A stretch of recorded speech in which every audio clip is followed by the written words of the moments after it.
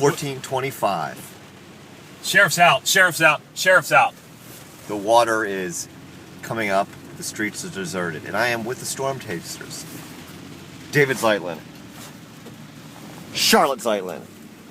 And the newest storm chaser, we want to welcome Jacob Zeitlin. Dave, why don't you give us a little indication of what you've seen so far on your trip out this afternoon? Well, why don't we just do a little bit of a rundown here. We got out a little bit earlier today.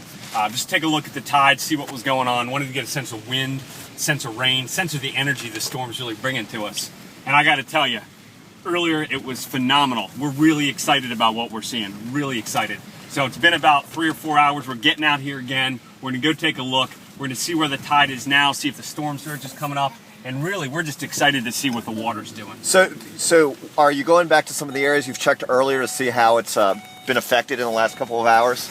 We are, and just so you know, not wearing a seatbelt is against the law, so please get that going. But we're going to go back down. We're going to go look at the Yacht Club. We're going to look at Kent Narrows. We're going to go look at the Discovery Center. We're going to check out all the prime hotspots for flooding and see what we can find. Now, I noticed that most of the roads are deserted, but occasionally there's a car riding by. What would you like to say to the folks who are out driving around right now?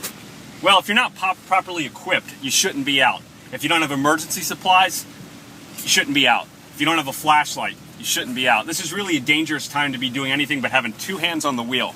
So really, if you're out here, just be very careful. And so do you have a flashlight or water or emergency supplies? Well, you know, I got a flashlight on my head and I have it on right now, just in case things get darker. Got to be real careful with that. Charlotte, you were out here earlier today, were you not? I was. And what did you notice particularly of interest when you went out before? Was there flooding? Did you notice any high winds? Is it dangerous out there? Is it just fun? I mean, what's going on? I noticed that the winds could knock me over and that you could jump off a picnic table into a little stream and get soaked. Understood. That's pretty significant. And I just want to remind everybody, that means really, if you're under 100 pounds, you really shouldn't be outside. Little dogs, especially kick dogs and toy dogs, they need to be inside. Jacob, you're new to all this. What are your first impressions of being a storm chaser out here? I don't know. Okay. Well, he may not have a long career as a storm chaser. Now, Dave, tell us about this road here. I understand that this is an area of severe weather usually when it gets bad. Yeah, we're on Main Street here, and really the thing you got to worry about in an event like this is not just the flooding as you're starting to see over here, but also high winds could take these power lines down. Really driving under, it's a stupid idea. So we're just going to head down this way real quick anyway, because we're a little more prepared than the normal crew. We know what we're doing. Now, I seem to understand that this road floods sometimes. Are we worried about being stuck in a flood on this road?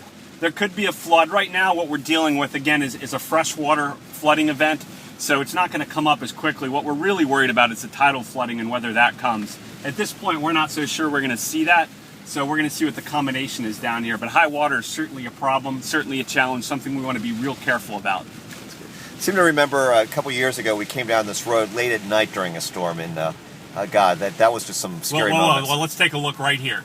I want to point this out. I want you guys to see this right here because it's very important. This sign says high water. That means there might be some high water around here. Now, what exactly is high water? Well, we're going to go through some right now. This is high water. Now, higher water would be even worse, but so far we're just dealing with high water. Okay. And that means water sprays up. That's what high water means? It means it's above the elevation of the roadway. And how do you drive through high water? 2 hands on the wheel, again, real careful, real slow, real deliberate. You want to make sure you have a vehicle that's built for this.